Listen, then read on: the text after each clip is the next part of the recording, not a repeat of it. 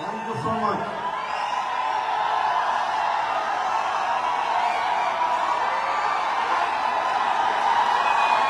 Thank you. बहुत बहुत धन्यवाद। भारत माता की, भारत माता की, भारत माता की। वंदे वंदे वंदे। थैंक यू, बहुत बहुत धन्यवाद आपका। Thank you Bihar, thank you so much. Thank you, आप सब जिंदाबाद, आप सबकी जय हो।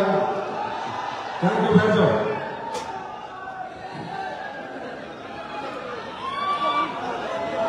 आप सबका बहुत बहुत धन्यवाद। नमस्कार बिहार। मैं आपके सबके चरणों में प्रणाम करता हूं और आप सबको धन्यवाद देता हूं, आपका स्वागत करता हूं, अभिनंदन करता हूं विजय रथ के लगातार दूसरे समारोह में पटना में। समारोह आप लोग वो एक विजय रथ रखा था, आप लोगों ने 2 बदल दिए। बिहार में आना आसान नहीं है, बिहारी को संभालना। मैंने कल भी एक बात कही थी और आज भी कहता हूं, मैं अभी अवधेश सर को भी बता रहा था, ये बिहार की जो धरती है ये अपने आप में अद्भुत है, अतुल्य है। इसलिए नहीं कि ये कोई बड़ाई की बात है कि जो हमें कंपनियां फंक्शन कर रही है तो आपको पेड़ पे चढ़ा रहे हैं या आपको फेक बोल रहे नहीं। सच्चाई ये है कि बिहार के बिना हिंदुस्तान की परिकल्पना करने की मुश्किल है। सही मायने में चाहे ऊंचे पद हो, चाहे बड़े से बड़ा पद हो, बड़े से बड़ा पद हो, और चाहे निम्न स्तर हो, नीचे से लेकर ऊपर तक अगर हिंदुस्तान संभाल रखा है तो बिहार के लोगों ने संभाल रखा है। तो मुझे ऐसा लग रहा है कि आने वाले दिनों में ये लोगों के बिहार वाले ही चलाएंगे सबसे। तो आपका बहुत बहुत धन्यवाद। कल मैंने कहा था और आज फिर दोहराता हूं, बिहार के लोग इसलिए दुनिया में सफल है, पूरी दुनिया को ये चलाते हैं क्योंकि सबसे ज्यादा ईमानदार हैं, वफादार हैं, जानदार हैं और दिलदार हैं। जिसके एक बार हो गए उसे कोई धोखा नहीं देते, जिसको मान लिया तो मान लिया और रिजेक्ट कर दिया तो रिजेक्ट कर दिया। डरते किसी के बाप से नहीं, इनको फर्क कुछ नहीं पड़ता। ना इनको दौलत खरीद सकती, ना इनको शोहरत खरीद सकती। अगर इनको कोई अपना बना सकता है तो कोई दिल वाला ही अपना बना सकता है। तो मैं सही कह रहा हूं? तो बहुत अच्छा लगा आप लोगों के बीच में आके। पर यार एक बात समझ नहीं आई, यहाँ एक से एक व्यक्ति आया, बढ़िया बढ़िया स्पीच देके गए, अच्छे अच्छे लीडर आए, अपनी बड़ी बड़ी कहानियां बताए, पर सबसे ज्यादा हल्ला गुल्ला आपने जब बचाया जब वो नचनी आई। इसका मतलब बिहार वाले नाच का शौक कुछ ज्यादा रखते हैं, है ना? सही बात है। और मुझे लग रहा है इधर उधर को नाचने का प्रोडक्ट भी लॉन्च करना पड़ेगा।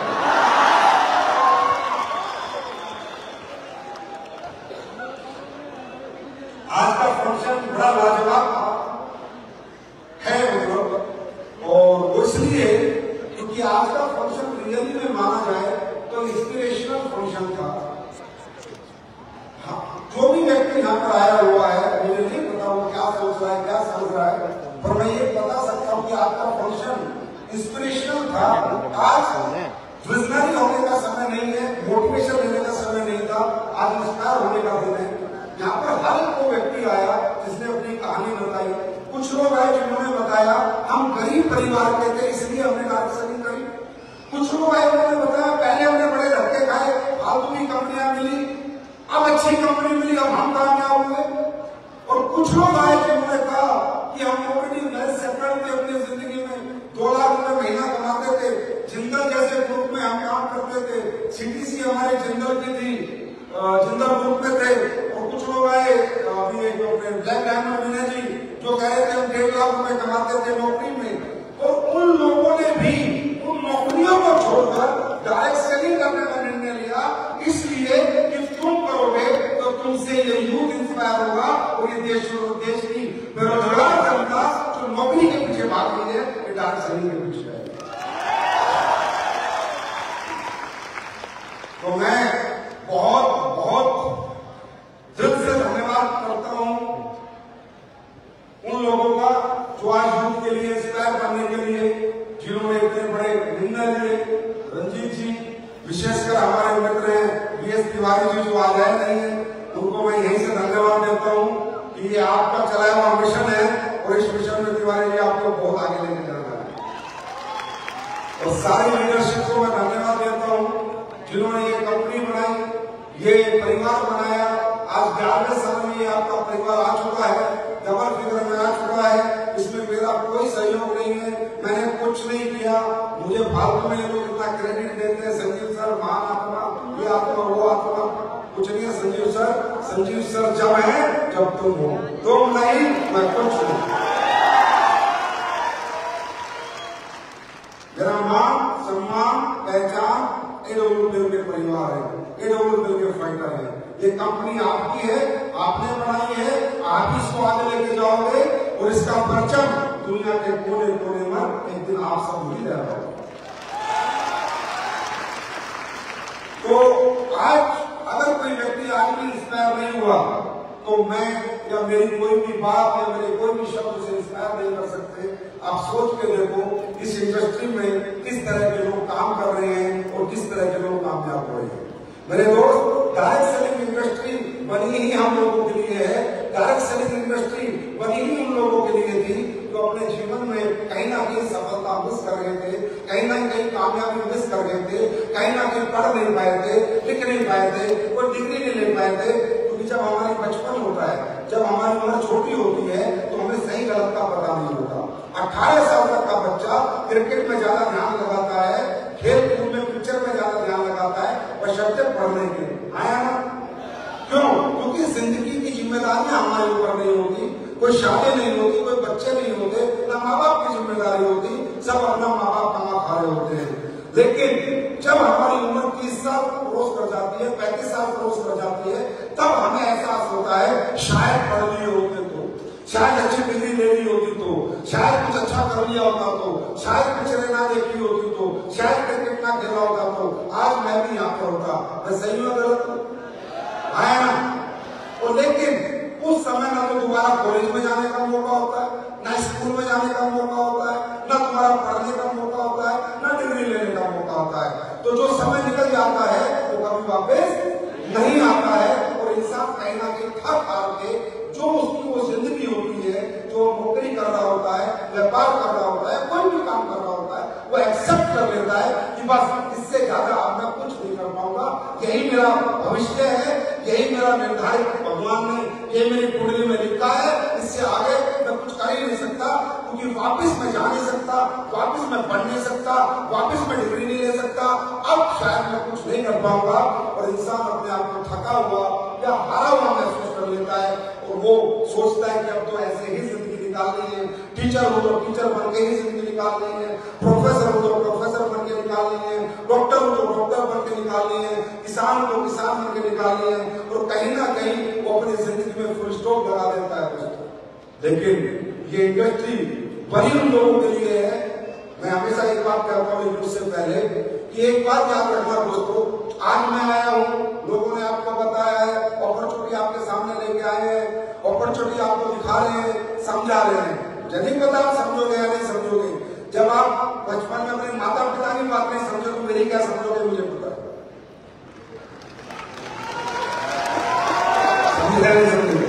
आपको दुनिया में मैं समझा नहीं सकता क्योंकि आपसे समझदार आदमी दुनिया में पैदा नहीं। आप दुनिया के सबसे समझदार आदमी हो, अगर आपको कोई समझाने रहता है तो आप उसे समझाते हैं, तू मुझे क्या बताएगा? हमारे देश की खूबी है, हमारे हिंदुस्तान में लोगों की खूबी है। इन लोगों की एक बड़ी परेशानी है, जब दुनिया में दो तरह की सोच है, एक है क्या सही है, एक है कौन सही है। ज्यादातर ये देश में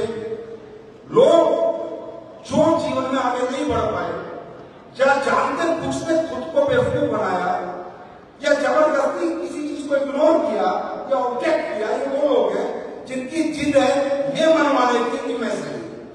दोस्तों, कौन सही की लड़ाई में कामयाबी दूर दूर तक नहीं आती। हमें ये महसूस करना है यहाँ बैठ के, सुबह से आप आए हुए हो, 8-10 घंटे से यहाँ सजे हुए हो, रास्ते सफर से आए हुए हो, थके हुए हो, आप यहाँ पर डांस देखने नहीं आए, हमारी बातें सुनने नहीं आए, आप यहाँ पर एक अंदाज लगाने आए हो कि ये जो काम है, ये जो कंपनी है, ये जो प्रोडक्ट है, ये जो इंडस्ट्री है, ये जो मॉडल है, ये सही है या गलत है। ये बात आप खुद की सोच से मत लगाओ कि मैं कह रहा हूं सही है, नहीं, क्या सही है क्या गलत है, ये अंदाजा आप आम जनता से लगाओ। जिन पर मत लगाओ कौन सही है कौन सही वाले कभी बड़े नहीं बनते, क्या सही है वो सब आदमी बड़े बनते। मुझे बताओ, दुनिया में सबसे पहले इलेक्ट्रॉनिक कार इलॉन मस्क ने बनाई। जब इलॉन मस्क ने आज से 10 साल पहले इलेक्ट्रिक कार बनाई थी तो सारी दुनिया कह रही थी पागल है, बैटरी चार्ज होगी, बैटरी चार्ज करनी पड़ेगी बार बार, कौन चलाएगा इलेक्ट्रॉनिक कार, पेट्रोल कार चलाएगा, डीजल कार चलाएगा, इतने बैटरी चार्जर स्टेशन कहां से लगेंगे। और 10 साल में उसने इतना पैसा कमाया कि वो वर्ल्ड का नंबर 1 आदमी बना। अब पिछले 2-3 साल पहले टाटा, मारुति, टोयोटा, वोक्सवैगन सब इलेक्ट्रॉनिक कार बनाने लगे। क्यों? कुछ दिनों तक उनकी जिद थी कौन सही है, लेकिन कुछ दिन बाद एहसास होता है जब जिंदगी से पतंग की डोर छूट जाती है और कट के पतंग आसमान में जाती है और पकड़ने की अब उम्मीद नहीं होती, जिंदगी हाथ से छूट जाती है, तब एहसास होता है क्या सही है। अब हमको एहसास हो गया इलेक्ट्रिक कार के बिना फ्यूचर नहीं है। अब टाटा भी आया, ओटा भी आया, मारुति भी आई, वोक्सवैगन भी आया। मेरे भाई, जिंदगी में याद रखना, जो वक्त निकल गया वो कभी वापस नहीं आता। इंसानी दुनिया से चला गया कभी वापस नहीं आता। याद रखना, when you understand the category of your life, जब तक आपको समझ में आया क्या सही है क्या गलत था, पढ़ता ठीक था, लिखता ठीक था, कुछ कर लेता ठीक था, जब तक बुढ़ापा आ जाता है, उम्र निकल जाती है। when you understand the game of your life, you are too old to play। जब तक जिंदगी का सही गलत समझोगे तब तक जिंदगी हाथ से जा चुकी होगी। आज आए हो, आज समझ के जाओ। हम लोग कुछ ऐसा नहीं कर रहे हैं जो कुछ साइंटिफिक है या कुछ एक्स्ट्रा ऑर्डिनरी है या कुछ ऐसा है जो कोई कर सकता है कोई नहीं कर सकता, ऐसा कुछ नहीं कर रहे। हम लोग सिंपल सा काम कर रहे हैं। दुनिया प्रोडक्ट ई कॉमर्स से बेच रही है, परचून की दुकान से बेच रही है, बिग बाजार बड़े बड़े स्टोर खोल के बेच रही है, आया ना, मेडिकल स्टोर से बेच रही है। हम प्रोडक्ट आप सब बिकवा रहे हैं, बस वहां से भी लोग खरीद रहे हैं, हमसे भी लोग खरीद रहे हैं। हम कुछ स्पेशल नहीं कर रहे हैं, हम एक मॉडल को एग्जीक्यूट कर रहे हैं। डायरेक्ट सेलिंग मॉडल को प्रोडक्ट बेचने के लिए एग्जीक्यूट किया हमने कि आप लोग इस मॉडल से प्रोडक्ट बेचोगे तो आप भी पैसे कमा लोगे, और जो प्रोडक्ट खरीदेगा अगर उसे अच्छा लगा और वो भी बेचने लग गया तो वो भी पैसे कमा लेगा। आप बताइए क्या गलत कर रहे हैं, क्या गलत कर रहे हैं। प्रोडक्ट तो आप बाजार से भी खरीदते हो, आया ना, आया ना, बीमार हो तो दवाइयां बाजार से भी लाते हो, आया ना, डॉक्टर्स को भी दिखाते हो, आया ना, तो वहां भी पैसे लेके आने पड़ते, यहाँ भी पैसे देने पड़ेंगे। तो इस मॉडल को समझो, आपको मुझे नहीं समझना, आपको डायरेक्ट सेलिंग की पावर को समझना कि डायरेक्ट सेलिंग की पावर क्या है। डायरेक्ट सेलिंग की पावर को समझोगे तो एडब्ल्यूपीएल की पावर भी समझ में आ जाएगी। एडब्ल्यूपीएल की पावर समझ में आ जाएगी तो ये लोग जो यहाँ बोल रहे हैं वो बातें भी समझ में आ जाएंगे। सबसे पहले समझो डायरेक्ट सेलिंग है क्या। मुझे इस दुनिया में एक बात बताओ, जितने लोग यहाँ बैठे हैं, क्या कोई व्यक्ति नौकरी करके अरबों घरों बन सकता है? हाँ ना, जवाब दो। इतनी आवाज नहीं बन सकता ना, तो क्या करना पड़ेगा? क्या करना पड़ेगा? क्या करना पड़ेगा? बिजनेस करना। अब बिजनेस कैसे शुरू होता है?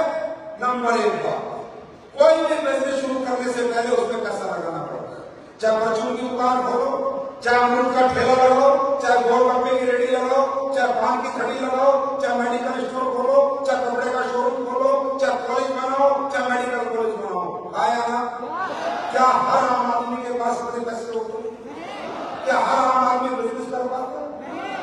नहीं तो जमीन बेच दो, घर बेच दो, और फिर ये को क्या गारंटी है कि बिजनेस चलेगा। तो दोस्तों याद रखना, हम बड़े क्यों नहीं बन पाते? क्योंकि हम बिजनेस नहीं कर पाते। और हम बिजनेस क्यों नहीं कर पाते? क्योंकि बिजनेस करने के लिए कुछ पैरामीटर्स हैं जो हमें क्रॉस करने पड़ते हैं, वो पैरामीटर अपनाने पड़ते हैं। सबसे पहला पैरामीटर पैसा लगाना पड़ता है, ये किसी के पास होता है, किसी के पास नहीं होता। Number second, risk. ये क्या गारंटी है बिजनेस चलेगा? ये क्या गारंटी है कि बिजनेस चलेगा, प्रॉफिट ही आएगा? लॉस भी हो सकता है, नुकसान भी हो सकता है ना? है ना? तो ये जो नुकसान होने का डर है, लॉस होने का डर है, ये पूरी जिंदगी हमें डर आता है और हमें बिजनेस नहीं करने देता। नौकरी खेती चुपचाप करते रहते हैं, ना कोई खेत बेचते ना कुछ करते। भैया उससे नहीं चलेगा, क्योंकि उसके लिए टैलेंट होना जरूरी है। दूसरा, कंपटीशन बहुत है। हम जो भी काम शुरू करेंगे, हमसे पहले 4 आदमी कर रहे हैं, 8 आदमी कर रहे हैं, तो हमें डर लगता है कि बड़ी मछली के छोटी मछली को खाना जाए। मेरे दोस्त याद रखना, ब्यूटी ऑफ डायरेक्ट सेलिंग पहले इसे समझो, कंपनी बाद में समझो, मुझे बाद में समझो, ब्यूटी ऑफ डायरेक्ट सेलिंग समझो। डायरेक्ट सेलिंग की ब्यूटी ये है कि जो आप लोग, आपका खानदान, दादा परदादा चाचा जो डरे हुए हैं, घबराए हुए हैं, हाय पैसा नहीं लगा सकता, पैसा नहीं है, लगा लिया तो टूटना चाहिए, और लगा दिया तो टैलेंट नहीं है धंधा चलाने का, कॉम्पिटिशन बहुत है, वो सारे डर ये इंडस्ट्री जड़ से मिटाती है। ना आपका पैसा लगवाती, ना आपका टैलेंट की जरूरत है, ना कोई कॉम्पिटिशन है, मुनाफा ही मुनाफा है। पहला चेक भी यहां मुनाफा है, लॉस होने का चांस 0 है, नहीं है।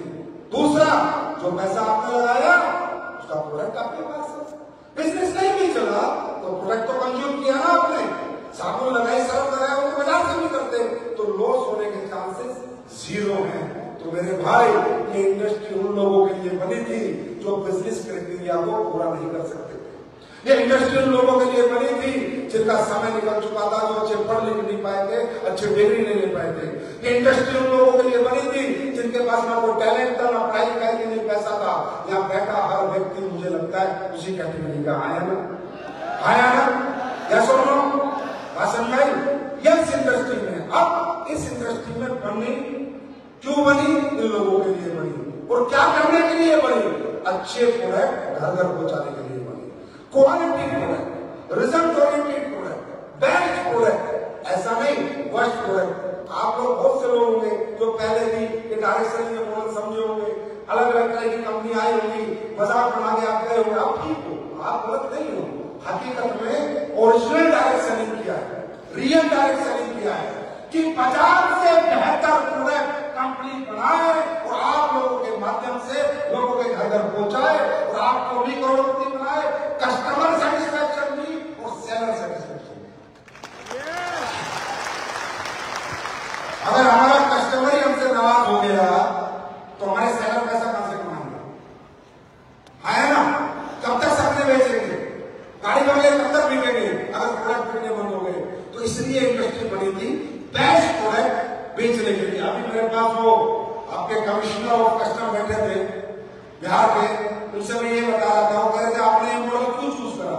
मैंने कहा सर इसलिए चूज करा कि मेरा प्लेट 200 रुपए का, इसके बनने में ही 60 रुपए लगते हैं, 60 रुपए इसकी बनाई में लगते हैं और मैं 200 रुपए में बेचता हूँ। और बाजार में जितने भी पेस्ट हैं वो बिकी 50 रुपए में रहे, तो क्वालिटी कहां से डाल पाएंगे? मैं क्वालिटी डालता हूँ, अच्छे प्रोडक्ट बनाता हूँ, तो मुझे एमआरपी डीपी की टेंशन नहीं रहती, मैं बनाता हूँ, मार्केट में दे देता हूँ, इसलिए रिजल्ट आ जाता है। मेरी बात समझ आ रही है?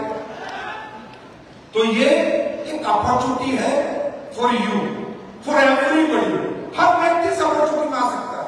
यहाँ ना रंग का भेद है, ना जात का भेद है, ना बात का भेद है, ना मेल ना फीमेल, ना डिग्री ना टैलेंट, कुछ नहीं चाहिए भाई साहब। यहाँ पर प्रैक्टिकली मैं आपको बताता हूँ, कुछ भी नहीं चाहिए यहाँ पर, सिर्फ चाहिए आपके अंदर भूख, कुछ कर गुजरने का चस्पा, कुछ कर गुजरने का जुनून, कुछ कर गुजरने का पागलपन। अगर वो आपके अंदर है तो वेलकम, नहीं तो भीड़ कर। क्योंकि भैया मैं किसी से जबरदस्ती काम नहीं करा सकता। वो बोला सर संजीव सर आएंगे,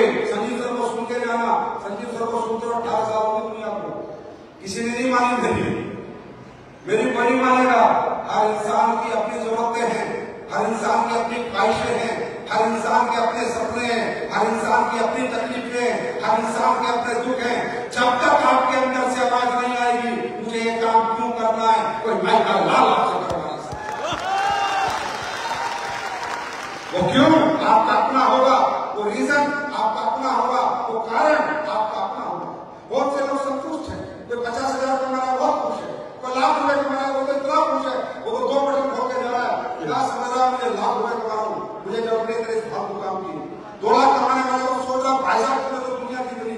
अरे भाई ये समुद्र है, कामयाबी है, समुद्र है, समुद्र ये कभी खत्म नहीं हो सकता।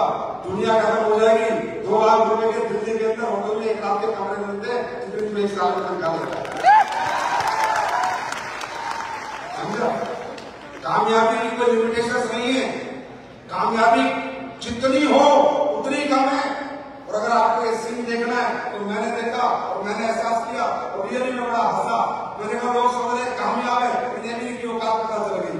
हुआ क्या, आपने देखा होगा कि अनंत अंबानी की शादी थी, तो शादी में पूरी दुनिया से कामयाब लोगों को बुलाया गया और जो भी शादी में गया बिलियनर था, 100% बिलियनर था। और हम सब देख रहे थे और सबको लग रहा था हम इतने कामयाब है कि अंबानी ने हमें बुलाया है और हम यहाँ के प्रायोरिटी गेस्ट हैं।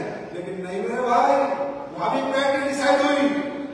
जो सुपर कामयाब थे उन्हें रेड हैंडमेड मिला और जो थोड़ा उनसे नीचे थे उन्हें ब्लू हैंडमेड मिला। आप देख रहे हैं ध्यान से वीडियो पिक्चर कि रेड बैंड वाले सुपर कामयाब थे और उनसे नीचे वाले ब्लू बैंड वाले थोड़े कम थे। रेड बैंड वालों को हर जगह आने जाने का एक्सेस था, लेकिन ब्लू बैंड वाले कहीं नहीं जा सकते थे। वहां जाकर बड़े से बड़े कामयाब आदमी को पता चल गया कि अभी भी कामयाबी बची हुई है रेड बैंड। यार हम और आप बात करते कि हम कामयाब है, लाख रुपए कमा रहे, 50,000 कमा रहे, और एक कामयाबी का जीवन कभी होता है नहीं। कामयाबी कभी खत्म हो ही नहीं सकती। जितना मर्जी आ जाए, जितना मर्जी हम कमा ले, वो कम ही रहता है। और ज्यादा आ जाए तो गरीबों को बांट दो, क्या दिक्कत है कि नहीं? लेकिन हम खुद ही गरीब में ज्यादा बन सकते। तो कहने का मतलब आप इस बिजनेस को, इस अपॉर्चुनिटी को, इस मॉडल को समझ के जाओ। अपॉर्चुनिटी है आपके लिए, ये मॉडल है आपके लिए। जो अपॉर्चुनिटी समझ जाता है ना वो कहीं भी खड़ा हो जाएगा, कहीं भी कामयाब हो जाएगा। अपॉर्चुनिटी आपने देखा होगा, पहाड़ों के ऊपर बड़ी बड़ी शिलाएं होती हैं और उनमें थोड़ी सी तरेड़ आती है तो वहीं पर भी पेड़ उग जाता है, क्योंकि पेड़ को पता मट्टियां है नहीं, वो गुलाबी पत्थर की शिला के अंदर है ना। समझ आ रही है? अब बात ये करते हैं कि काम क्या करना है। भाई साहब आपको वही काम करना है जो आज तक आप करके आए। अच्छा कोई परचेज करते हो तो दुनिया को बताते हो, आया ना? बताते हो नहीं बताते?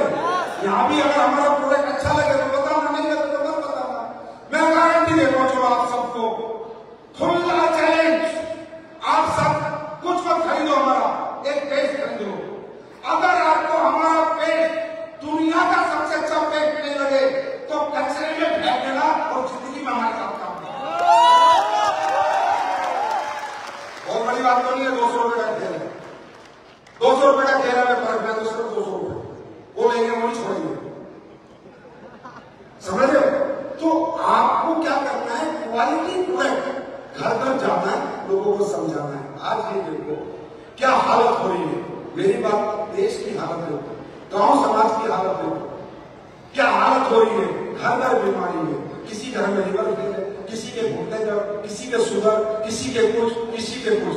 तकरीबन एक घर का एक छोटा सा अमाउंट आज बीमारी में जा रहा है। क्या मैं गलत हूं? सही हो या गलत है ना? और हमें एक बात बताओ, सबसे ज्यादा कीमती क्या करनी है? जिंदगी यार, लाइफ से कीमती कुछ चीज है। आपको मालूम है, लोग अपने लोगों का इलाज कराने के लिए शुरू में गांव से शुरू करते हैं।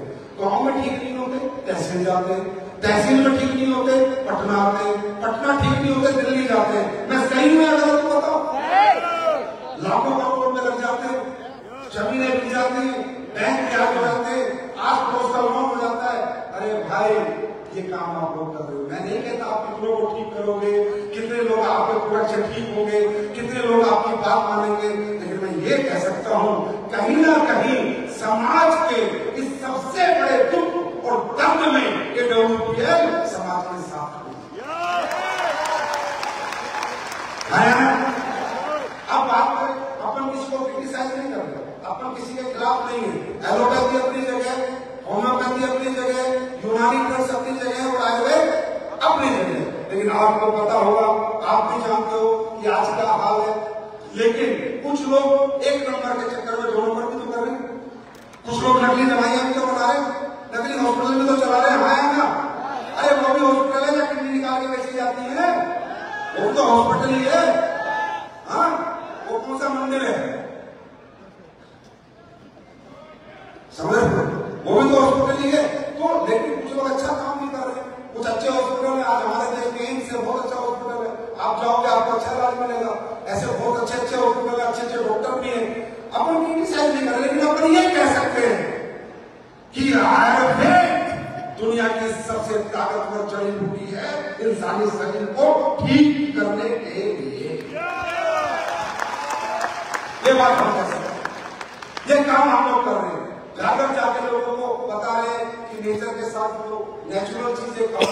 अरे कितना भला हम काम कर रहे हैं, इस काम को पैसे के लिए नहीं वैसे ही करो यार। छोड़ो क्या आएगा क्या नहीं आएगा वो बात की बात है, वैसे ही करो इस काम को। तो वैसे ही 4 आदमी को बता दो कि तेरा शरीर कैसे स्वस्थ रहेगा, कैसे अच्छा रहेगा। अभी कोई मेरे से बात कर रहा था कोई कि भाई साहब वो सुसु की वाइफ का कैंसर ठीक हुआ है, तो कैसे ठीक हुआ? तो मैंने बताया इसलिए ठीक हुआ कि जो हमारी सेल्स है, जो हमारी सेल्स है, बॉडी की जो सेल्स है, इनका जो पोषक है, इन्फेक्शन जो बॉडी में हो जाता है उसका पोषक है चीनी। तो मैं उन्हें कह रहा भाई साहब हमने चीनी बनाई नहीं क्या, हमने तो गुड़ बनाया था। चीनी तो सारे अंग्रेज लेके आए हैं, है ना। दूसरा कार्बोहाइड्रेट्स, गेहूं। अब ये बताओ गेहूं हमने बनाया है क्या? आपको मालूम है गेहूं कहां बना है? लेबोरेटरी में बना, अमेरिका में। अमेरिका से गेहूं का नंबर सेट होता है, फलाना नंबर दो फला। हमारे यहाँ तो बाजरा था, जो था, मोटा अनाज था।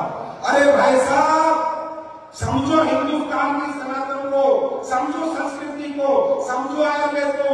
अगर आप अपनी परंपराओं के साथ जुड़ जाओ ना, मां कसम जुकाम में नहीं होगा,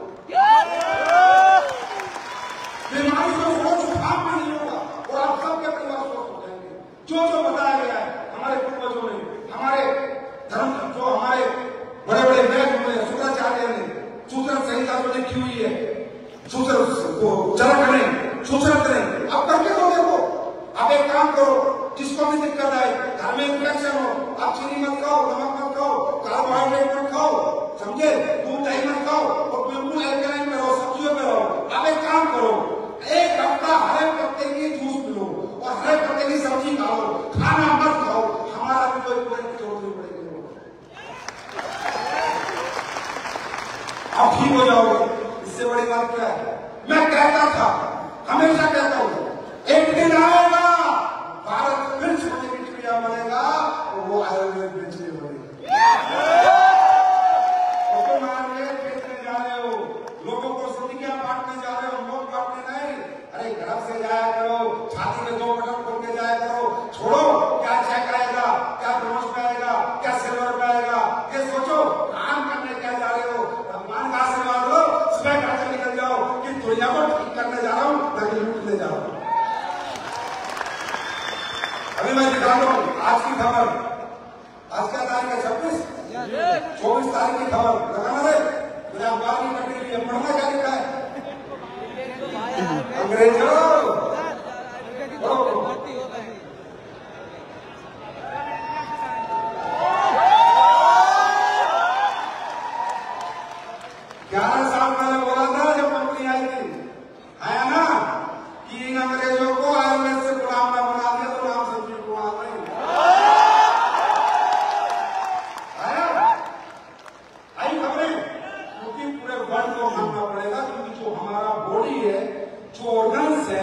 नेचर ने डेवलप किए हैं और इसको नेचर ही हील कर सकता है, नेचर ही ठीक कर सकता है।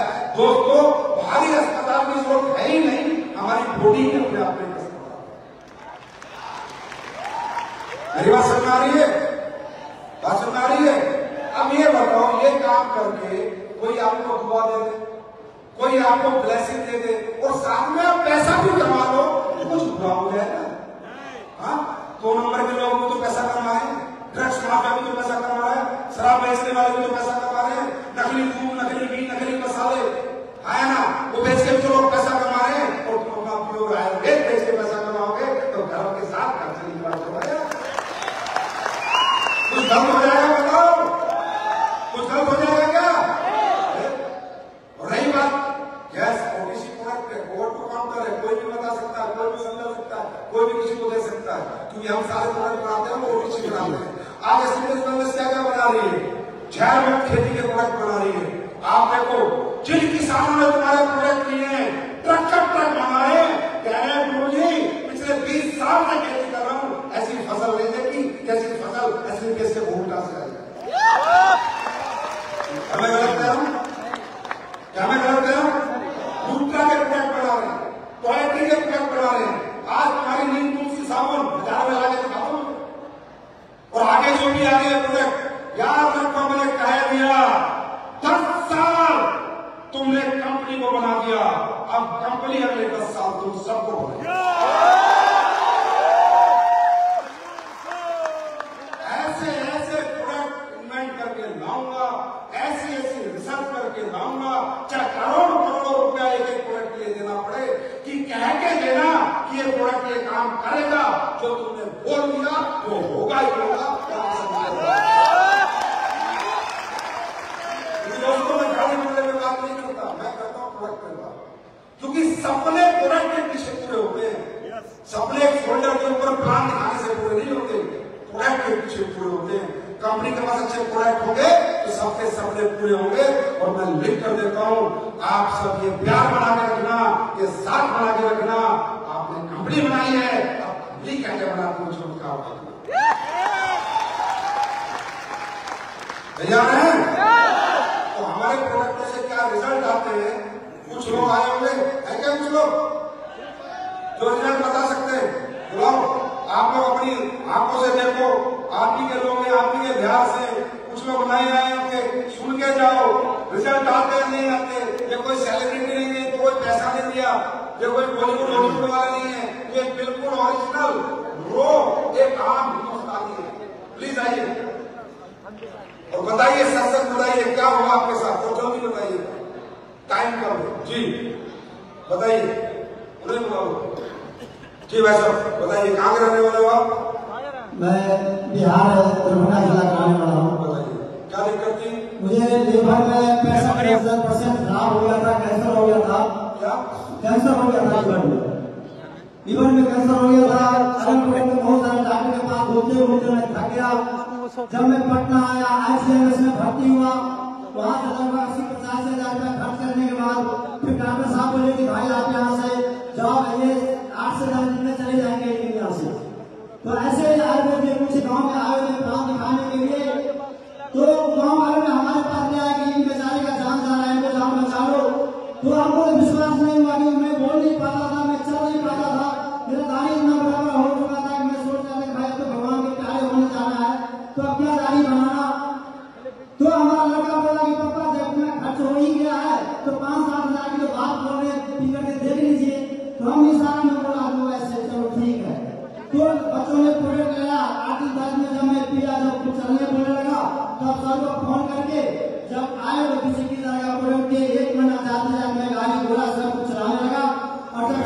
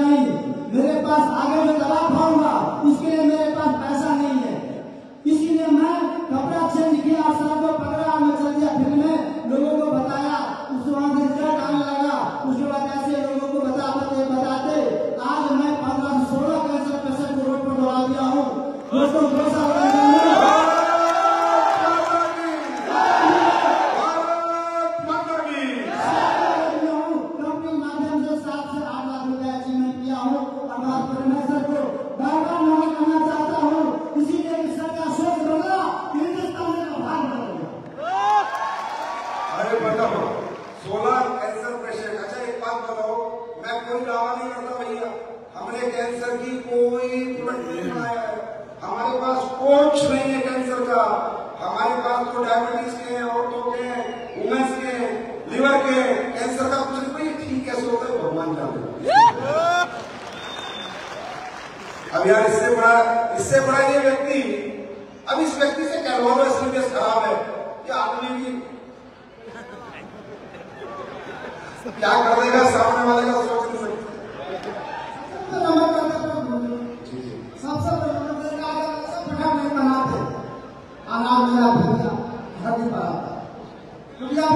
हमारा साथ आएगी क्या बोल रहे हैं?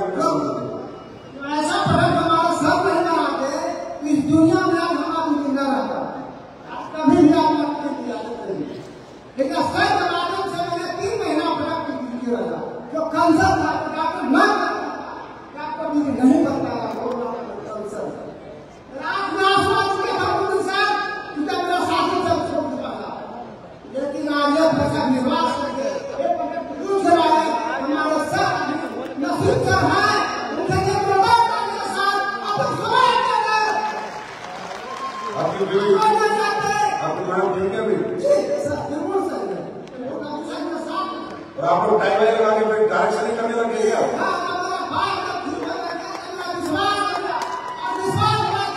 इसको कहते हैं रियल डायरेक्शन।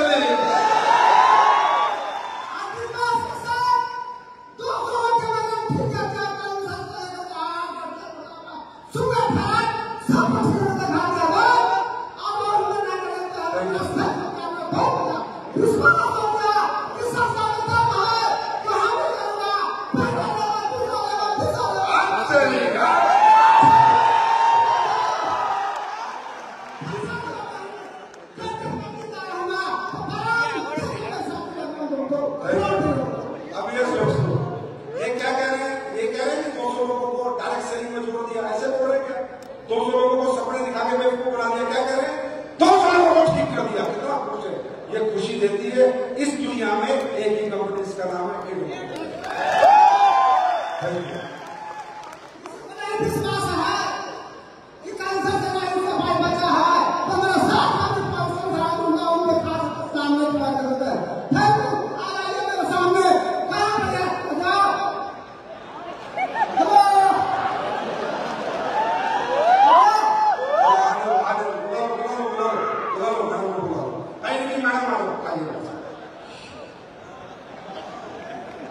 अब ये देखिए, ये व्यक्ति ने ना ये डायरेक्ट सेलिंग का डी जानते, इन्हें डायरेक्ट सेलिंग का डी भी नहीं पता, ना पैसा समझते, ना प्लान समझते, ना किसी की गाड़ी वगैरह समझते। इनको देख के पता चल रहा है ना, लेकिन इन्हें क्या मिला ये बताया।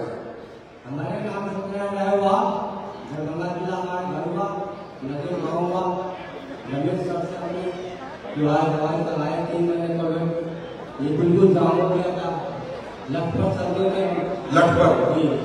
और 3 महीने हमने दवाई दिया तो 3 महीने से हमारा प्रॉब्लम सॉल्व है। अब कोई दिक्कत नहीं है, अस्पताल में घूमते फिरते हैं, दौड़ते हैं। इस आदमी को बेचारे को सिर्फ अपने खेत से मतलब है, ठीक होने से मतलब है, इसी को कहते हैं रियल डायरेक्ट सेलिंग। वो ये बिहार में ये लीडर आप सबके लिए लेके आए हैं, उसको उनका साथ में छोड़ना। थैंक यू भाई साहब, ठीक हो गया। आप तो भगवान है, आप दवाई नहीं बनाते, दुआ बनाते हैं। संजीव सर आपने कमाल कर दिया, सारा जिंदगी आपने खुशहाल कर दिया। संजीव सर आपने कमाल कर दिया। थैंक यू भाई साहब, थैंक यू। आगे प्रोडक्ट चाहिए तो आपको डिस्काउंट मिलेंगे, आपने मैंने गाना गाया है। ये ना आपकी मैडम, आपको कैंसर था? हाँ हाँ वहां पर कैंसर था, अब ठीक हो गया? तो सिर पे हाथ रखो फटाफट, सिर पे हाथ रखो मेरे, जल्दी सिर पे हाथ रखो। Thank you, thank you. नमस्कार दोस्तों, मेरा नाम शफीक खान हुआ। 8 सालों से गवर्नमेंट की तरफ से इतनी परेशानी होती थी, मैं बच्चों को ट्यूशन दिया करता हूँ और 2-3 बैच लगातार पढ़ाना पड़ता है, तो 3-4 घंटा कम से कम बैठना पड़ता था। 8 सालों से ये परेशानी थी। जब भी कुर्सी से मैं उठता था तो लगभग 2-3 मिनट लग जाते थे कमर को सीधा करने में। सोचता था कि जिंदगी के इस मोड़ पर ये हालात हैं, आगे चल के ये कमर का जो दर्द है सब दर्द बन जाएगा और बाल बच्चे हैं, घर बार की परेशानियां हैं, कौन हल करेगा और मैं ही सही नहीं रहूंगा, सेहत ही मेरा सही साथ नहीं देगा तो मेरे घर वालों की जरूरतें और उनके सपनों को कौन पूरा करेगा। मैं इसी का कश्मकश में जी रहा था। उसी बीच के मेरे मित्र लोग थे पहले से उसमें, तो उन्होंने इसके बारे में जिक्र किया तो मैंने कहा मेरी परेशानी है। कमर के दर्द के लिए क्या किया आपने? कमर के दर्द के लिए मैंने इम्यूनोडॉक, लिपोडॉक, आपका कैल्शियम लिए और थंडर प्लस, जेसी ऑयल और तुलसी, इसका इस्तेमाल मैंने 2 महीना किया। 2 महीने के बाद अल्हम्दुलिल्लाह अल्लाह का लाख करम है और ऐसे लोगों का करम करना है कि उन लोगों को दराज करे। पूरी दुनिया की दुआ आपके साथ है, हुआ है आपके लोग सलामत रहे और आपकी सोच सलामत रहे। ठीक हो गया? हम ठीक है और 4 महीना मैंने इस्तेमाल किया। मैं चाहता हूँ मैं इस मकसद से, इस कंपनी में मैं इस मकसद से आया, कमाने के मकसद से नहीं आया, अल्लाह जानता है। मैं इस मकसद से आया हूँ कि जो लोग परेशान हैं उनको परेशानियों से बाहर निकाली जाए। हमारे मेंटर का सोच इतना बड़ा है, हमारे संजीव सर का सोच इतना बड़ा है, तो हम लोग उनके मार्गदर्शन पर चलने वाले हैं, तो हम लोगों की भी सोच बड़ी होनी चाहिए। तो इसी मकसद के लिए मैं आया हूँ। सर के लिए एक शेर है, सर का देख करके ही हौसला बढ़ जाता है और वो हाउस है सर हौसले का और दुनिया में हौसला ही सब कुछ होता है। तो कहते हैं कि हो हौसला बुलंद, हो हौसला बुलंद तो वो लम्हा भी आएगा, हो हौसला बुलंद तो वो लम्हा भी आएगा, प्यासे के पास चलकर समंदर भी आएगा। इंसान बनेंगे हम, इंसान बनाएंगे, सर ने यही बेड़ा उठाया है। इंसान बनेंगे हम, इंसान बनाएंगे, जीने के तरीके हम सीखेंगे सिखाएंगे। बहुत बहुत शुक्रिया सर। थैंक यू भाई।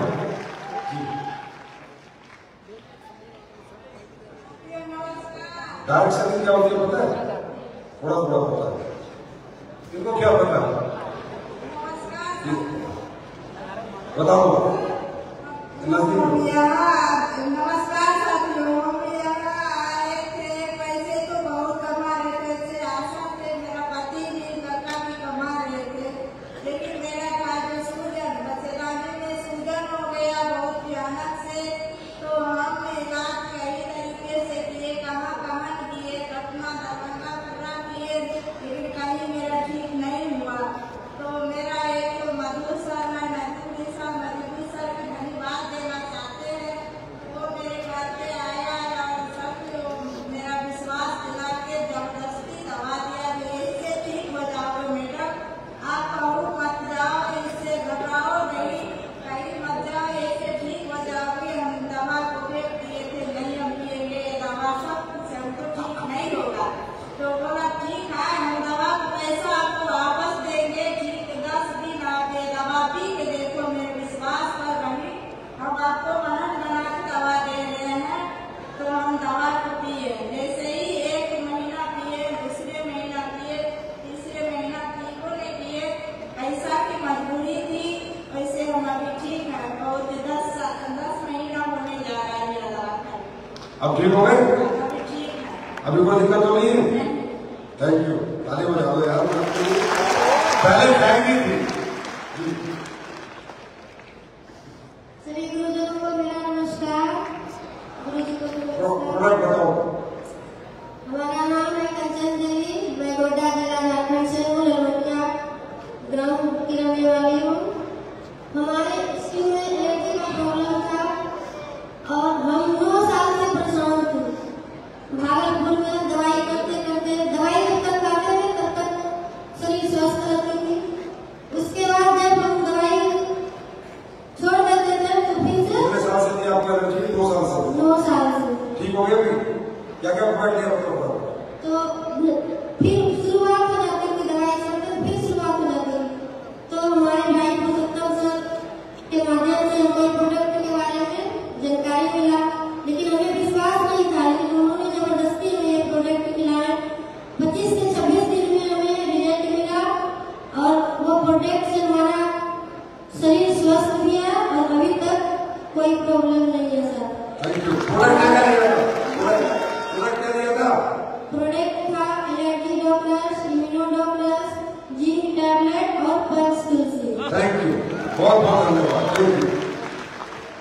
अच्छा आप हो? हाँ? अच्छा नमस्कार सबको। ये 14 बच्ची हुई है। कितने साल बाद ये ठंडा पास हुआ है, ठंडा हुआ? अरे शोर बजा रहे यार, इससे बड़ा रिजल्ट क्या होगा? 14 साल बाद ये औलाद का सुख मिला है, जिस सुख के लिए लोग अरबों रुपए खर्च कर देते हैं, और ये सब आपका आशीर्वाद है, खुदा का, अल्लाह का, भगवान का, सबका कि ऐसे ऐसे रिजल्ट आ रहे हैं। मेरे भाई आप मेरे पास कुछ नहीं है बताने के लिए, थैंक यू। अब कुछ नहीं है, अगर आप भी समझ में ना आए तो मेरे भाइयों को समझा दीजिए। मुझे क्षमा करना, मुझे माफ करना, फिर कोई दुनिया में आपसे काम करा नहीं सकता, कोई आपको समझा नहीं सकता। ये अलग तरह की दुनिया है। अब सुनो, एक काम तो ये देखा आपने, दूसरा काम सुनो। यहाँ पर मॉडल क्या है? यहाँ पर दुनिया में आपने देखा होगा, गरीब आदमी अमीर आदमी से नफरत करता है, गरीब आदमी अमीर आदमी से दूर रहता है, गरीब आदमी अमीर आदमी गरीब आदमी को अपने घर में घुसने नहीं देता। ये दूसरा देखो यहाँ पर, इसके संस्कार कैसे इस दृष्टि के कि बड़े से बड़ा आदमी, गाड़ी वाला, बंगले वाला, अमीर से अमीर, दुनिया के सबसे ज्यादा ज्ञान लेने वाला हर व्यक्ति यहाँ गरीब का हाथ पकड़ता है और उसको कहता है तुझे भी अपने जैसा बनाऊंगा, तुझे भी अपने साथ लेके करूंगा, तुझे भी कामयाब करूंगा, तुझे भी कामयाब करूंगा, तेरे सपने पूरे करूंगा, तुझे गरीब नहीं रहने दूंगा। ये अमीर आदमी कहता है। भाई साहब, इस कलयुग में ऐसे लोग नहीं मिलते कि हमारी ऐसी दुनिया में आगे सके। मैं हमेशा एक बात कहता हूं कि लोग कहते हैं दुनिया में सबसे बड़ा धर्म अनुदान है। कोई कहता मंदिर में दान है, कोई कहता मस्जिद में दान है, कोई कहता अनाथ आश्रम में दान है, कोई कहता वृद्ध आश्रम का दान है। दुनिया का सबसे बड़ा धर्म, मेरे भाई, दुनिया का सबसे बड़ा धर्म है समाज की भीड़ में से गरीब, कमजोर, नाकामयाब को उठाओ और उसे कामयाब तक ले जाओ। ये दुनिया का सबसे बड़ा धर्म है नहीं? और ये इंडस्ट्री में हम वही काम करते हैं, यही काम कर रहे हैं यहाँ पर। ये जो आपने पहले वाली लाइन देखी, दूसरी लाइन देखी, ये अकेले अमीर नहीं बनते, अमीर बना के लोगों को अमीर बनते हैं। तो मेरे भाइयों एक बात याद रखना, जो भी आपको यहाँ पर लेके आया है, जिसके साथ में आपने बिजनेस शुरू किया है, उस पर भरोसा करना, ब्लाइंड बिलीव करना, यकीन करना, अंधे हो जाना, अपना दिमाग मत लगाना। क्योंकि देखिए, जो आपका सीनियर है वो आपका बॉस नहीं है, लेकिन वो एक्सपीरियंस है, उसे नॉलेज है, वो ये सब कुछ करके आया है, उसे ज्ञान है। आप उसके ज्ञान को लेकर आगे बढ़ना है।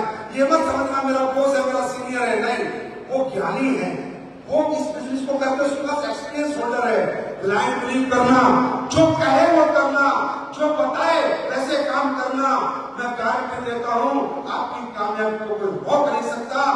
अंधा भरोसा करना, देखो किंतु परंतु वाले आप पैसे नहीं कमा पाएंगे भाई, सुनो, किंतु परंतु क्यों, इसलिए रहने दो। ये जितने अपना दिमाग लगाने वाले हैं ना, ये कभी यहाँ पर कामयाब नहीं हो पाएंगे। अपना दिमाग लगा के कामयाब होते तो डिस्ट्रिक्ट कलेक्टर बन चुके होते, ठीक है, समझे? तो यहाँ पर कामयाब वही होगा जो एक एक्सपीरियंस मेंटर के साथ काम कर रहा है, सीनियर के साथ। देखो किंतु परंतु से इतना समझ लो, पूरी दुनिया में अर्जुन का कोई मंदिर है क्या? अर्जुन का क्यों?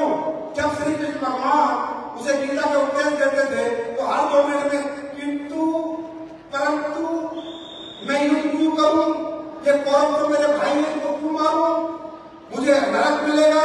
फिर श्री कृष्ण भगवान 2 घंटे कहानी सुनाते उसको और फिर समझाते, ठीक है वो करता हूं, समझे? तो आज क्या हुआ, श्री कृष्ण का दुनिया में एक भी मंदिर नहीं है, और बजरंग बली जो जय श्री राम जय श्री राम जय श्री राम करते थे, उनके लाखों मंदिर पूरी दुनिया में। छोड़कर बता दिया तुम्हें सक्सेस का। ये जो रथ देख रहे हो ना, बीच में क्या लिखा है मुझे आया ना, ऊपर कौन बैठा है? अपलाइन, विजय है तुम्हारी, और ये पहिए है तुम्हारी डाउनलाइन। इन पहियों को संभाल के रखो और अपने अपलाइन का झंडा लगा के रखो, तुम्हें दुनिया में कामयाब होने के लिए तैयार हो? अरे कामयाबी के लिए तैयार हो? देखो मेरी एक बात सुन लो यार वालों, ये मजदूरी करना करो बंद, समझे? दुनिया की नौकरी करना करो बंद, और भ्रम भाली की जरूरत है। और दूसरी बात, तुम कमजोर नहीं हो, समझे? डरा मत करो, घबराओ मत, मुझसे नहीं होगा, ये नहीं होगा, करके तो देखो, करके देखा क्या? ट्राई तो करो, लाइफ में कुछ करके देखोगे तभी तो पता चलेगा, है ना? ट्राई तो करके देखो, एक बार कोशिश करके तो देखो, कामयाबी आएगी नहीं आएगी बात की बात है, कोशिश करके तो देखो। तुम कमजोर नहीं हो।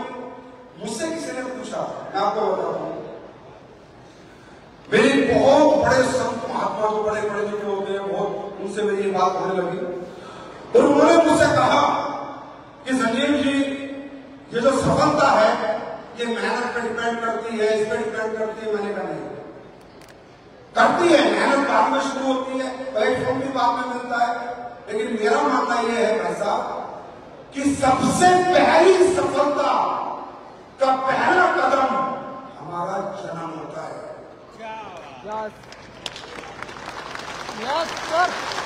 सोच के देखो, उन्होंने कहा क्या बात कर रहे हो संजीव जी, कुछ बच्चे अच्छा पढ़ लेते हैं कामयाब होते हैं, कुछ बच्चे अच्छा खेल लेते हैं कामयाब होते हैं। मैंने कहा गुरु जी, पढ़ने का मौका तो मिले, खेलने का मौका तो मिले, वो तो कामयाब होगा। पहला कदम क्यों होता है? मैंने कहा अगर मेरा जन्म या आपका जन्म अंडमान निकोबार में हो जाता, आदिवासियों में जहाँ ना स्कूल है, ना कॉलेज है, ना कपड़ा पहनना है, ना खाना है, ना कोई मशीन है, ना कार है, ना मोटरसाइकिल है, फिर वो क्या काम? अफ्रीका के जंगलों में जन्म हो जाता, फिर वो दिखाते कामयाब। अरे मेरे भाई, सबसे पहले तो उस ऊपर वाले का शुक्रिया अदा करो कि आपका जन्म सही जगह पे हुआ है, क्योंकि कामयाबी क्या होती है ये कम से कम आपको पता तो चल गया, और कैसे पाई जाती है ये संसाधन तो आपके पास है ना? तो आप कमजोर नहीं हो, पहले ये दिमाग से डिलीट करो कि मैं कमजोर हूं। दोस्तों, कमजोर होती है हमारी परिस्थिति। जब हम जिस घर में पैदा होते हैं ना, हमारी कमजोरी वहां से शुरू हो जाती है, समझे? आदत पड़ जाती है, एटमोस्फेयर में रहते हैं, माहौल में रहते हैं। वो कहते हैं ना, जैसा करो संग वैसा चले रंग। आगे बात बताओ, आप लोग कहां से आए हो, गांव से आए हो, कस्बों से आए हो, वहां पे आस पड़ोस वालों को बोलोगे आप, आज यहाँ से जाके बोलो वो हट जा, मैं करोड़पति बनूंगा। बचपन से जानता हूं, कहाँ शराब पी के आया क्या? घर में बात चल रही है, तू बनेगा करोड़पति, जब बन जाएगा ना अपनी गाड़ी में मुझे भी घुमा दूंगा। आप मेरी बात को ध्यान से सुनो, आज आप चलो, आप बोलो अपनी मां को, वो नहीं मानेगी जिसने पेट से जन्म दिया कि मेरा बेटा कामयाब हो सकता है। अपने पिता को वो भी नहीं मानेगा कि मेरा बेटा कामयाब हो सकता है। अपनी पत्नी को, बच्चों को कोई भी नहीं मानेगा आप कामयाब हो सकते हो, क्योंकि वो पूरे 30 साल 40 साल से उन कमजोर मानसिकता के लोगों में रह रहे हैं, जहां गुजारा करने की बात हो रही है, सपने पूरे करने की बात हो रही है। बात समझ में आ गई? कमजोर आप नहीं हो, कमजोर आपको ठोक ठोक के किया गया है, बचपन से बताया गया है 20,000 की नौकरी कर ले बेटा, 25,000 की नौकरी कर ले बेटा, सरकारी नौकरी कर ले बेटा, टीचर बन जा बेटा, डॉक्टर बन जा बेटा, इंजीनियर बन जा बेटा। कभी भी आपके माँ बाप ने, जितने आप बैठे हो, खड़ा होकर बोलना, अगर कोई माई का लाल सच बोलता है कि किसी के बाप ने आकर कहा अरबपति बन जा बेटा, अरबपति बन जा बेटा, 100 करोड़ कमा ले बेटा, किसी ने कहा, क्योंकि उन लोगों की मानसिकता इतनी संकुचित है कि 100 करोड़ बोलने में उनकी जबान कांप जाती है। पर ये संजीव कुमार बोलता है 1 करोड़ रुपए में अरबपति पैदा करेंगे, अगले 10 साल में 20 अरबपति पैदा करेंगे। मेरी बात समझ रहे हो? बोलने के पैसे तो नहीं लगते, सोचने के पैसे तो नहीं लगते। तो सोचो यार, जो परिवार, जो माँ बाप, जो मेरी मम्मी पापा भाई बहन चाचा चाची पति पत्नी बच्चे सोच भी नहीं सकते, तो आपको करने कहां देंगे? होगा क्या? यहां से जाओगे, 2 बटन खोलोगे, शायद सपना कर आऊं कि कंपनी का यह कर दूंगा, वो कर दूंगा, अगर मैडम मिलेगी चुपचाप नौकरी कर लूंगी, तो तेरे को बताऊंगी करना।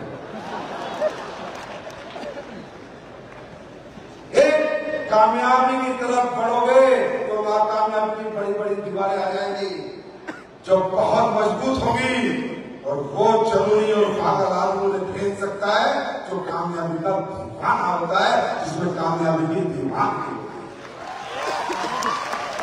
यारो सबसे लड़ना पड़ेगा, सबसे लड़ना पड़ेगा, क्योंकि तुमने सोच इतना बना लिया, वो सोच रहे थे सबसे लड़ना पड़ेगा, सबसे भिड़ना पड़ेगा, सबसे बचना पड़ेगा, फिर आगे निकलना पड़ेगा।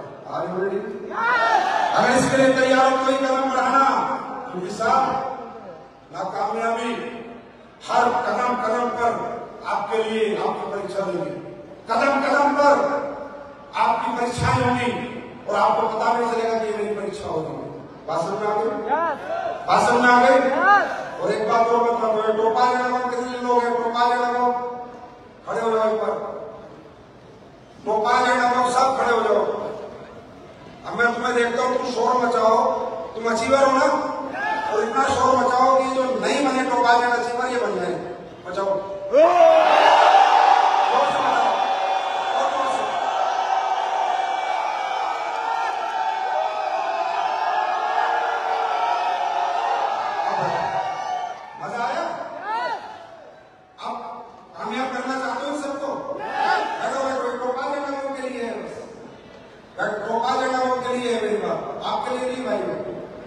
अगर ये सबको कामयाब करना चाहते हो ना, स्पीड बढ़ाओ, स्पीड बढ़ा लो।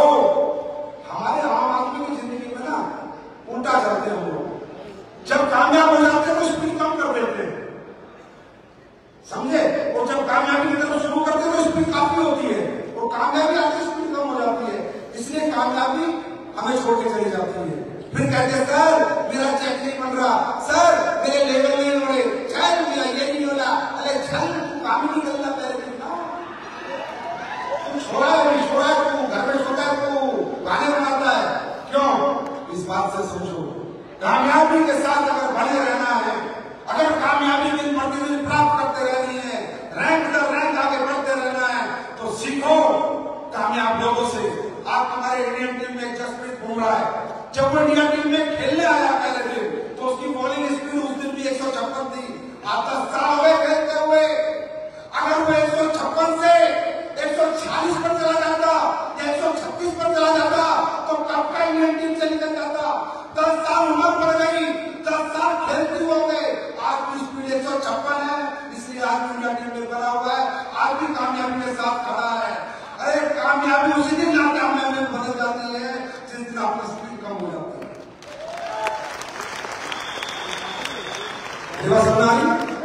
ये आप लोगों के साथ है, खास करके टोपा लेना लोग, ये आपके साथ है। जब कांग्रेसों ने चेक के लिए जोर लगाया था, 9,000 के लिए चेक के लिए जोर लगाया था, अब 22 लाख के लिए, 95 लाख के लिए और 12 करोड़ के चेक के लिए उससे ज्यादा स्पीड होनी चाहिए। अपने आप धंधा निकालने आ जाए। तैयार है? तैयार है? तैयार है? सुनो, उदयपुर की क्रॉसिंग भी करनी है ना, वो भी करनी है, कर लोगे? अचीवर निकाल लोगे? तो बस जाते जाते इतना ही कहूंगा, आप कमजोर नहीं थे, ना होगे। कमजोर थे आपके परिवार की आर्थिक स्थितियां, कमजोर थे आपके परिवार में पैसा नहीं था, ना अच्छा स्कूल मिला, ना कॉलेज मिला,